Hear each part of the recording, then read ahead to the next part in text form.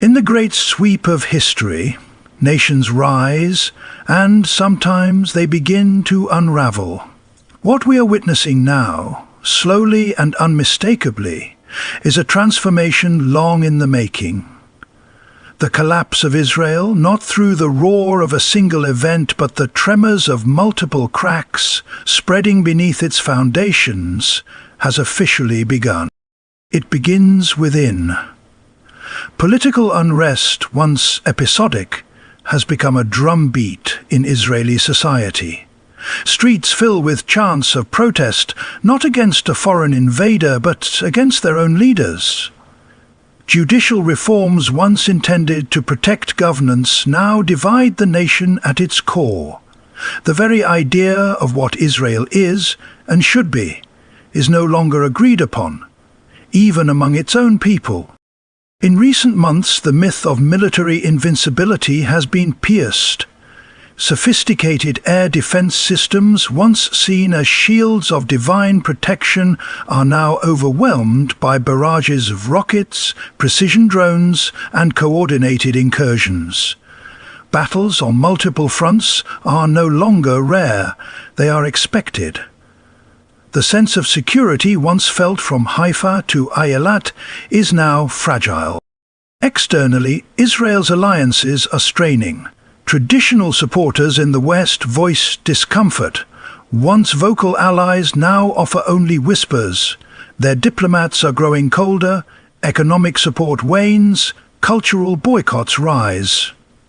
In a world that values human rights and transparency, global opinion is turning.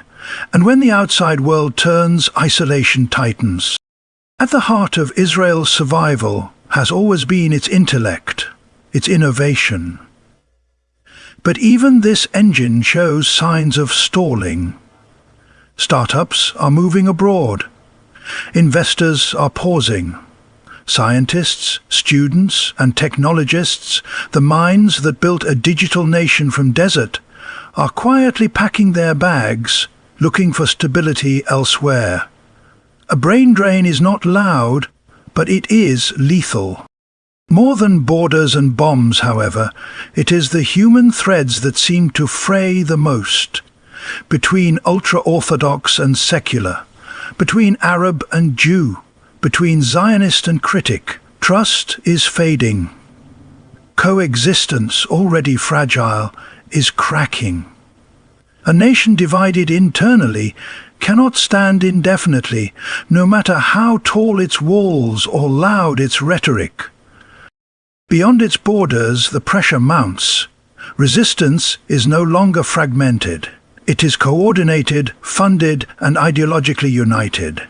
From Gaza to southern Lebanon, from Syria to Yemen, a belt of defiance is forming.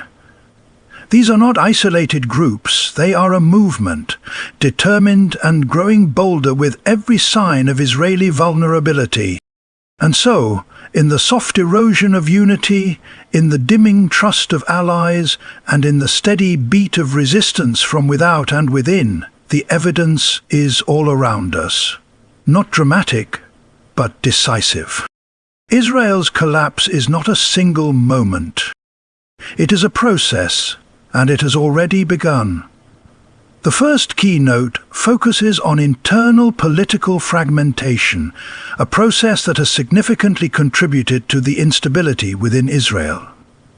Over the past few years, Israel has experienced repeated political stalemates, with no single party able to maintain a clear majority in the Knesset, its parliament. This has led to a series of elections within short periods, eroding public trust in the political system.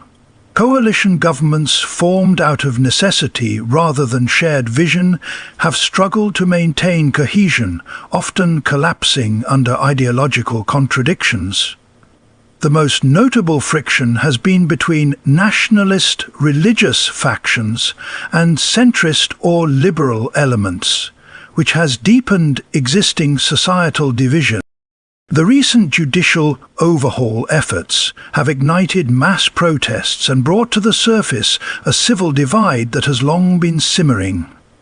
Prime Minister Benjamin Netanyahu's push to limit the power of the judiciary sparked not only widespread demonstrations, but also fierce opposition from legal institutions, reservist military officers, and major business leaders. Critics argue that these reforms undermine democratic checks and balances, while supporters believe they are necessary to curb what they see as judicial overreach. The result is a society that no longer agrees on the basic rules of governance, law, and civil conduct. This fragmentation is not limited to political elites, but resonates across communities. Israel's ultra-Orthodox population, with its own education systems and limited participation in the workforce or military, stands increasingly apart from secular society. Settler movements on the West Bank operate with ideologies and agendas that challenge the state's own authority. Arab citizens of Israel continue to face systemic discrimination and alienation, with minimal representation and influence in national politics. These tensions are magnified by the media, which now reflects and amplifies ideological echo chambers rather than promoting unified narratives. Furthermore, younger generations in Israel are growing disillusioned with politics altogether. Polls indicate declining faith in institutions and increasing cynicism among the youth, especially regarding corruption, inequality, and the lack of prospects for peaceful coexistence. What once was a nation forged by collective purpose is now shaped by mutual suspicion and ideological battles. In such an environment, governance becomes reactive instead of proactive, fragmented instead of coordinated. The result is a nation that appears whole on the outside, but fractured from within, with political fragmentation threatening the very stability of the state. The second keynote addresses Israel's exposed military vulnerabilities, which have increasingly come to light through recent conflicts and regional escalations. Historically, Israel has been regarded as having one of the most advanced military forces in the Middle East, relying heavily on superior technology, intelligence, and rapid response capabilities.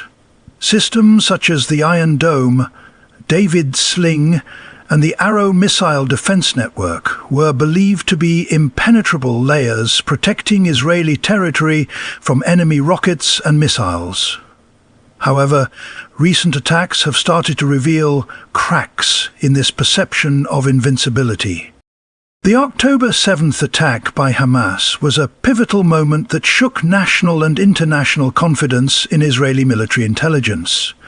The surprise assault from Gaza, involving coordinated ground breaches, drones and rocket fire, demonstrated a new level of operational sophistication among Israel's adversaries.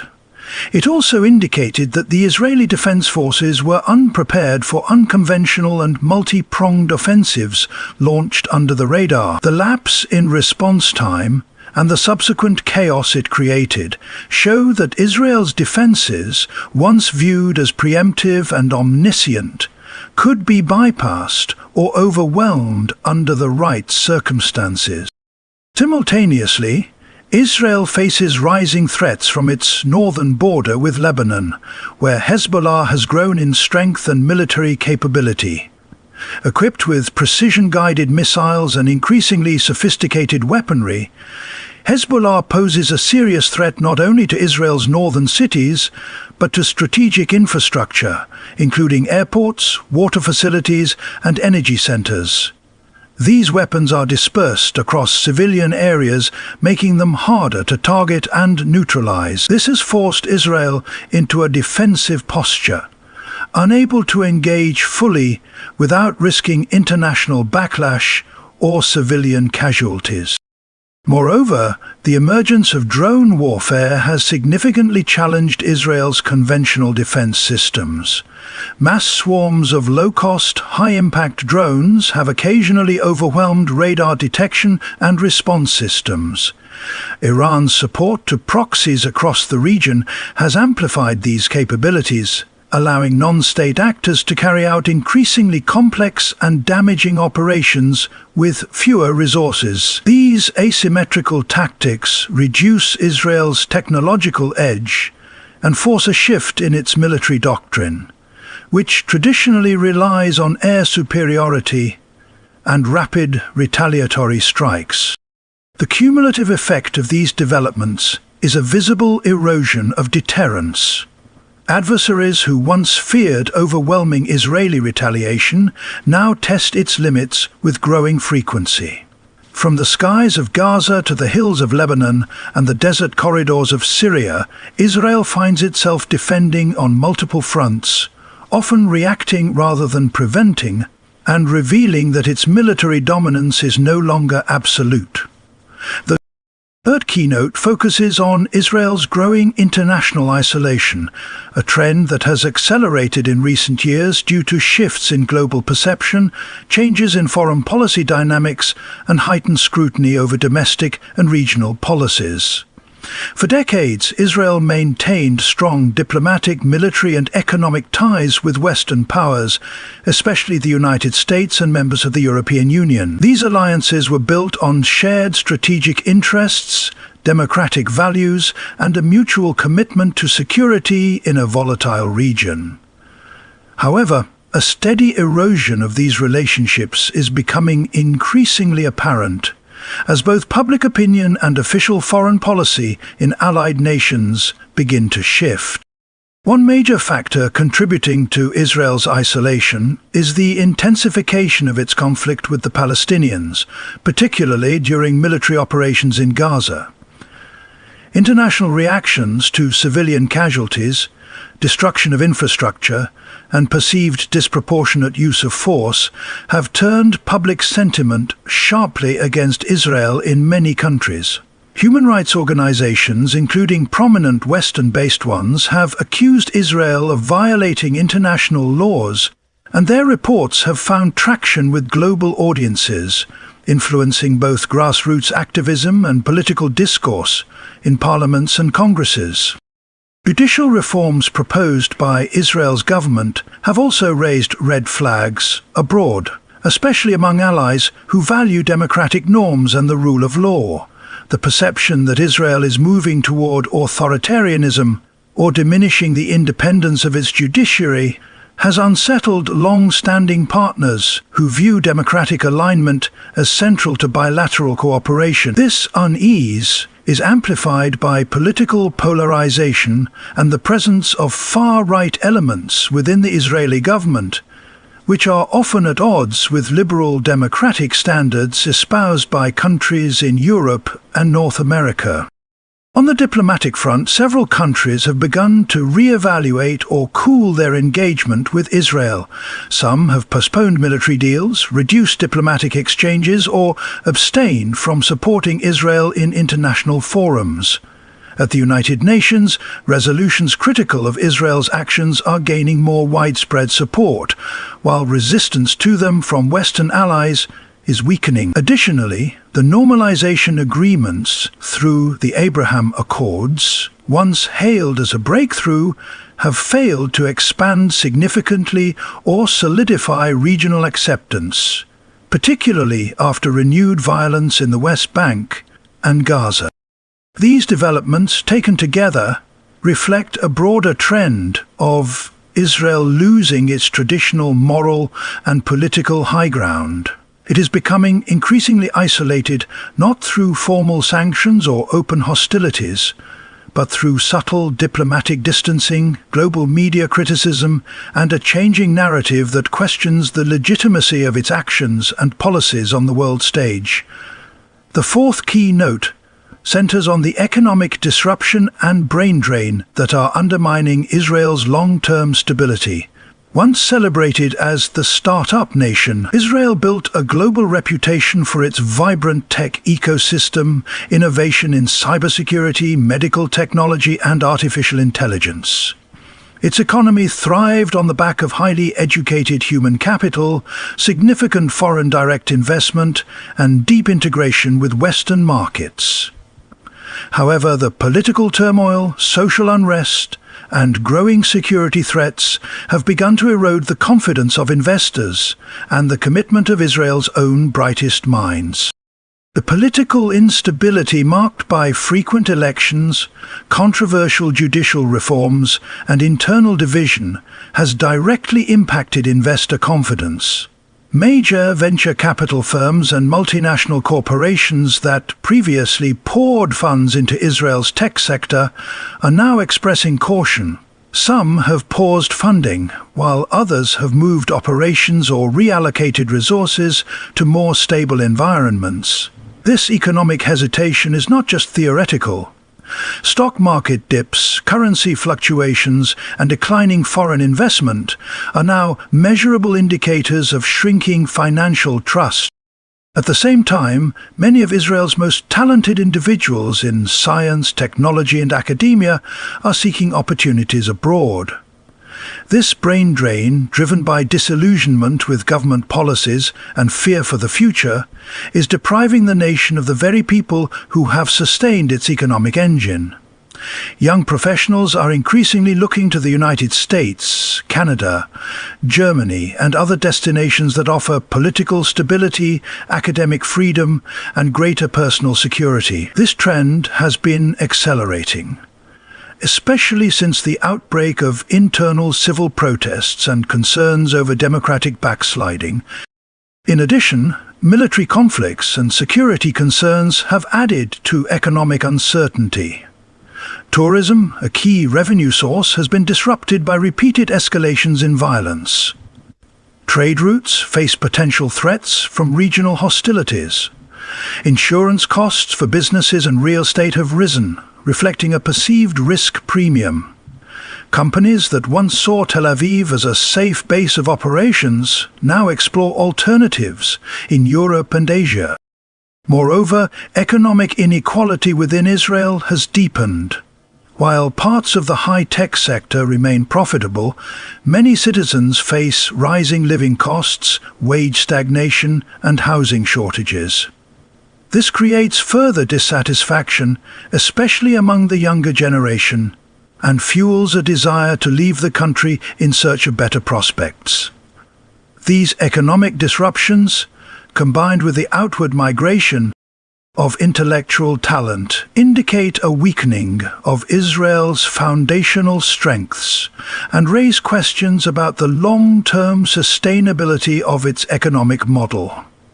The fifth keynote highlights the erosion of social cohesion within Israel, a silent but deeply destructive force, weakening the state from within. Israel has always been a mosaic of communities, Jewish and Arab, religious and secular, Ashkenazi and Mizrahi, native-born and immigrant. In the past, this diversity was often framed as a strength. But today the cracks between these groups are deepening into fissures. The unity that once emerged in times of crisis is now being replaced by suspicion, resentment, and competing visions of the state's identity and future. One of the most glaring divides is between the ultra-Orthodox Haredi population and secular Israelis. The Haredim, who live by strict religious codes and often abstain from military service and full economic participation, rely heavily on state subsidies and political influence to maintain their communal autonomy. This has generated widespread frustration among secular Israelis who carry the burdens of military duty and tax responsibility. The resentment is not merely economic, it is cultural and ideological, with growing opposition to what many perceive as theocratic encroachment on public life. Simultaneously, tension between Jewish and Arab citizens within Israel has intensified. Despite formal citizenship, many Arab Israelis face systemic discrimination in housing, employment, education, and policing. Clashes in mixed cities such as Lod and Haifa, particularly during periods of broader regional conflict, have further polarized communities that once coexisted uneasily. Social trust is deteriorating and the shared civic space is shrinking. The perception among many Arab citizens that they are second-class residents erodes any hope for long-term national unity. Ethnic divisions also play a role in the weakening of cohesion. Ashkenazi Jews, historically dominant in politics and business, are increasingly challenged by Mizrahi and Ethiopian Jews who feel marginalized and underrepresented. These groups, though part of the broader Jewish community, often feel excluded from the elite circles of influence and opportunity. The result is a society stratified not just by religion or nationality, but by ethnicity and class. In the midst of these divisions, political rhetoric has become more inflammatory. Leaders appeal to base instincts, pit communities against one another, and use identity as a weapon rather than a bridge. This makes reconciliation and collective action increasingly difficult. What emerges is a fragmented society where allegiance to subgroup identities outweighs national solidarity, weakening the internal fabric of the state and making it more vulnerable to external pressures and internal collapse. The sixth keynote centers on the rise of resistance alliances surrounding Israel, a development that has dramatically shifted the strategic balance in the region. Historically, Israel maintained a military and technological advantage over its neighbors, which deterred coordinated attacks and kept hostile entities fragmented. However, recent years have seen the emergence of a more unified front among Israel's adversaries, many of whom are supported, funded, or strategically guided by Iran. This network of proxy groups and regional partners has transformed from a loose collection of localized threats into a coordinated resistance axis, capable of sustained pressure and strategic assaults. Groups such as Hezbollah in Lebanon, Hamas and Islamic Jihad in Gaza, and various militias in Syria, Iraq and Yemen have significantly upgraded their operational capabilities. They now possess not just short-range rockets, but also precision-guided missiles, armed drones, tunnel systems, and cyber warfare tools. These groups have undergone training, logistics coordination, and intelligence sharing under Iranian oversight, turning them into more formidable and unpredictable adversaries. Their ability to conduct synchronized operations on multiple fronts has placed the Israeli military under unprecedented strain. What was once a manageable threat in a single theater has now become a multi-front security nightmare. Hezbollah alone is estimated to have over 150,000 rockets, many of which can reach deep into Israeli territory. Hamas has shown the ability to overwhelm Israeli air defenses with rocket barrages, while militias in Syria and Iraq are increasingly capable of launching cross-border attacks. Even the Houthis in Yemen have demonstrated a long-range strike capability that threatens not only Israeli targets, but also the broader stability of the Red Sea and the Gulf. This growing alliance is ideological as much as it is military. These groups view Israel as a common enemy and rally around the narrative of resistance to occupation and Western imperialism. Their coordination is not simply opportunistic, but rooted in shared objectives and strategic alignment. Unlike in previous decades, when Israel could exploit rivalries between its enemies, it now faces a more cohesive opposition that is both resilient and adaptable.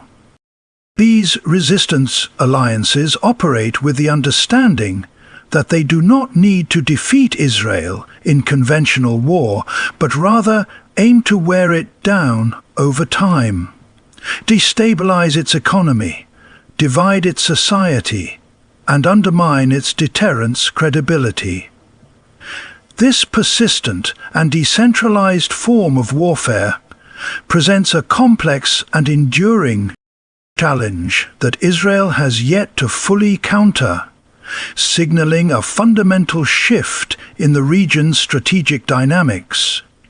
What we have witnessed is not merely a collection of isolated problems, but the slow unraveling of a state once thought unshakable. From internal political fragmentation to exposed military vulnerabilities, from rising international isolation to economic instability and intellectual flight, from deep social division to the coordinated rise of regional resistance, each factor alone is a challenge, but together they represent a seismic shift. The collapse of Israel, as dramatic as that sounds, is not happening through a single moment of destruction, but through a steady and undeniable erosion from within and without. It is a transformation marked not by sudden explosions, but by accumulating fractures across every layer of society, state, and strategy. History rarely announces its turning points in loud declarations. It whispers them through patterns we often fail to see until it is too late. And now, those patterns are becoming clear. Thank you for joining me on this journey of analysis and reflection. May your search for truth continue with clarity and courage. Good luck as you seek understanding in a world growing more complex by the day. Stay thoughtful, stay informed, and thank you for listening.